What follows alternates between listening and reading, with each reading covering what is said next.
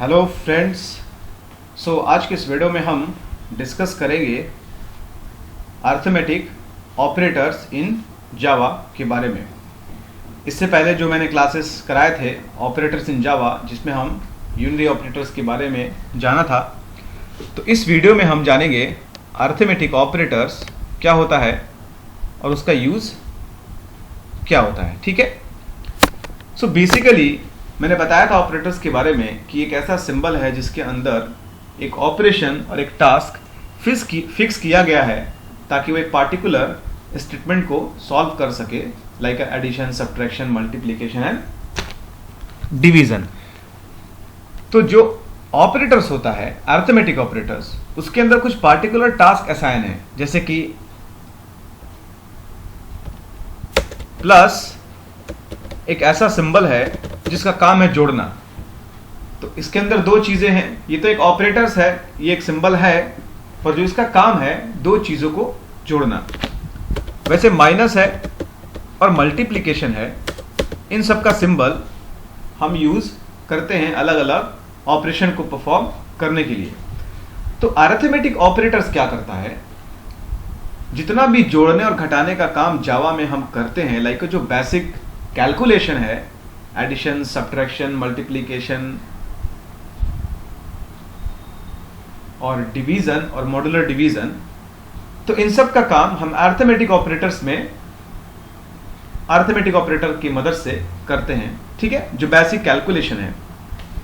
तो इस वीडियो में हम जानेंगे और साथ ही प्रोग्राम देखेंगे कि अरिथमेटिक्स ऑपरेटर का यूज कहां कहां करते हैं। तो ये जो एग्जांपल में अरिथमेटिक ऑपरेटर्स है वो सब सारे ये हैं। प्लस जो एडिशन का काम करता है, माइनस घटाने का काम करता है, और मल्टीप्लिकेशन यानी कि एस्टेरिस्क जो मल्टीप्लाई करने का काम करता है।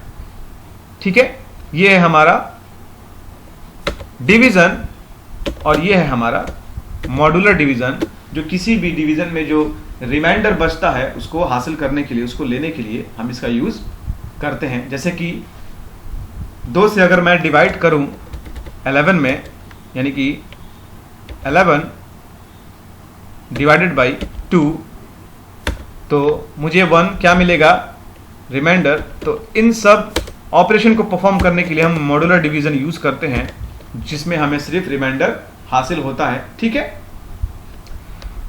तो अब देख लेते हैं इस प्रोग्राम में कैसे हम अरिथमेटिक ऑपरेटर्स को यूज करके कई सारे मैथमेटिकल काम को करते हैं, जो कि बेसिक्स हैं। ठीक है, उसके बाद फिर देखेंगे एक्सप्रेशन में अगर हम एक ही स्टेटमेंट में कई सारे चीज़ों को एडिशन, सब्ट्रैक्शन, मल्टीप्लिकेशन के साथ अगर काम करें तो हमारा आउटपुट क्या होना चाहिए। तो ये डिपेंड करता है प्रायोरिटी पर कि किसको प्रायोरिटी पहले दी गई है अपना पार्टिकुलर टास्क को परफॉर्म करने के लिए। तो सबसे पहले जो प्रायोरिटी दी गई है वो डिवीज़न को दी गई है कि सबसे पहले स्टेटमेंट कहीं भी रहे, डिवाइड का काम पहले करेगा, फिर उसके बाद मल्टीप्लिकेशन का काम करेगा, फिर मॉड्यूलर डिवीजन का काम करेगा, फिर एडिशन एंड फिर सब्ट्रैक्शन। अगर कोई स्टेटमेंट ब्रैकेट के अंदर है तो डिवीजन से पहले वो ब्रैकेट का काम करेगा। ठीक है, तो इस वीडियो में हम प्रोग्राम करके देख लेते हैं।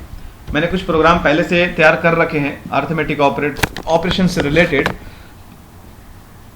मैं आपको प्रोग्राम यहाँ समझा रहा हूँ।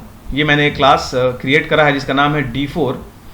मैंने 2 इंस्टेंस वेरिएबल लिया हुआ है x और y, जिसके अंदर मैंने कुछ वैल्यूज असाइन रखे हैं पहले से 10 और 5। मैंने एक मेथड बनाया है जिस मेथड बॉडी के अंदर मैंने कुछ स्टेटमेंट लिखे हैं, और हर एक स्टेटमेंट के अंदर मैंने प्लस यानी addition, subtraction, multiplication, division, modular division का काम मैंने करा दिया है। फिर उसके बाद मैंने एक दूसरा मेथड बनाया है, उस मेथड का नाम है EXP, एक्सप्रेशन करके, और इस मेथड की बॉडी में मैंने एक स्टेटमेंट रखा है जो कि एक्सप्रेशन के तौर पर है यहाँ पे। और इसी वीडियो में साबित होगा कि कैसे डिवीज़न के बाद मल्टीप्लिकेशन का काम होता है, फिर उसके बाद मॉड्यूलर डिवीज़न का काम होता है। फिर मैंने मेन मेथड यहाँ क्रिएट किया है और ऑब्जेक्ट क्रिएट करके मैंने इन दोनों मेथड को, ये दोनों मेथड को मैंने यहाँ पर कॉल किया है। ठीक है, तो इस वीडियो में अब देखेंगे प्रोग्राम करके। मैं इस प्रोग्राम को रन करता हूँ। जो स्टेटमेंट क्या है यहाँ पे, पहला स्टेटमेंट में है एडिशन का काम x और y को जोड़ रहा है, और एक्स वाई को यहाँ घटा रहा है, यहाँ मल्टीप्लाई कर रहा है और यहाँ डिवाइड कर रहा है, यहाँ मॉड्यूलर डिवीज़न कर रहा है, ठीक है। और यहाँ जो एक्सप्रेशन है वो है। तो इस प्रोग्राम को रन करके देखते हैं।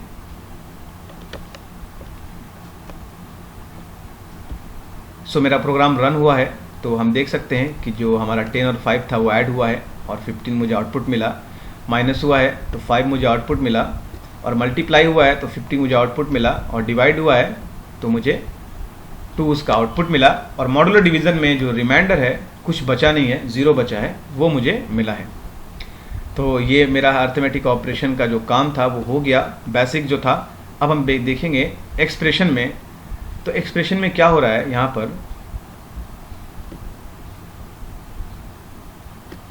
पहले काम हमारा डिवीज़न का हो रहा है, ठीक है।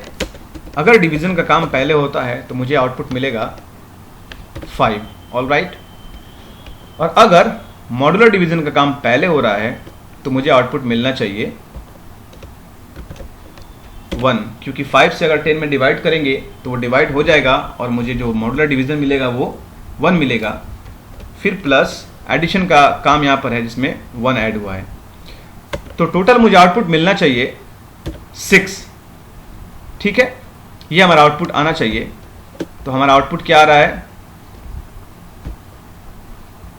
1, ओके।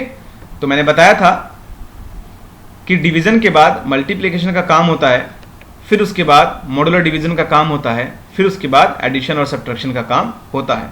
तो अगर इस एक्सप्रेशन से अगर देखेंगे तो हमारा क्या होगा, जो आउटपुट पहले हमारा डिवीज़न का काम होगा, 2 डिवाइड करेगा 10 को तो हमें आउटपुट मिलेगा 5। उसके बाद मल्टीप्लिकेशन का काम होगा, तो मल्टीप्लाई करने पे हमारा 5 × 11 = 55, ओके। फिर हमारा मॉड्यूलर डिवीज़न का काम यहाँ हो रहा है, तो अगर हम 55 में मॉड्यूलर डिवीज़न करेंगे 5 से तो आउटपुट हमें मिलेगा 0, ठीक है, क्योंकि ये 55 100% कट जाएगा, 0 मिलेगा, और 0 में फिर +1 हुआ है तो हमें मिला है 1, ऑल राइट।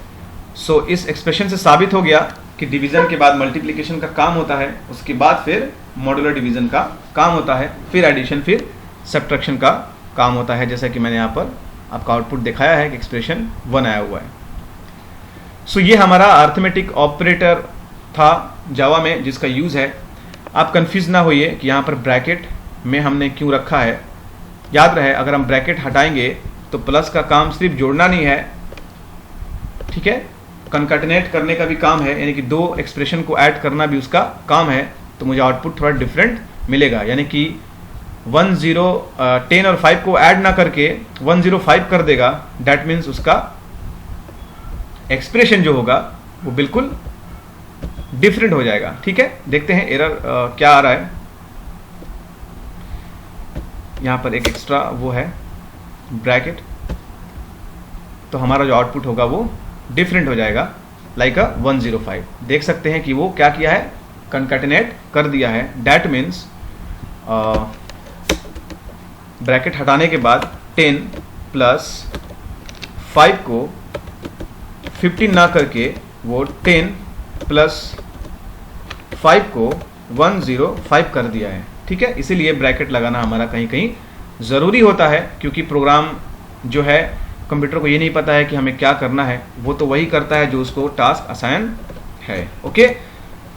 सो ब्रैकेट में करने से काफ़ी इजी है, और कोई कन्फ्यूजन हो इसमें तो आप मुझे कमेंट कर सकते हैं। जावा का जो क्लास है वो भी कंटिन्यू चल रहा है और काफ़ी दिन तक चलेगा, क्योंकि बहुत सारी चीज़ों को डिस्कस करना बाकी है, ठीक है।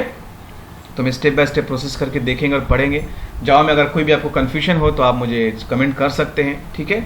और मेरे वीडियो को लाइक ज़रूर कीजिए, चैनल को सब्सक्राइब करिए, और अपने फ्रेंड्स को रिकमेंड करिए कि वो अपना जावा का जो भी क्लासेस कंप्लीट करना चाहते हैं, क्योंकि जावा की मदद से ही ऑटोमेशन पॉसिबल है, और भी प्रोग्रामिंग लैंग्वेज है लाइक पाइथन। तो मैं जावा कंप्लीट करने के बाद फिर पाइथन की भी क्लासेस शुरू करूँगा। तो आप यहाँ से पढ़ें और अपने फ्रेंड्स को रिकमेंड करें, मेरे चैनल को सब्सक्राइब करिए। Okay, have a nice day, जय हिंद।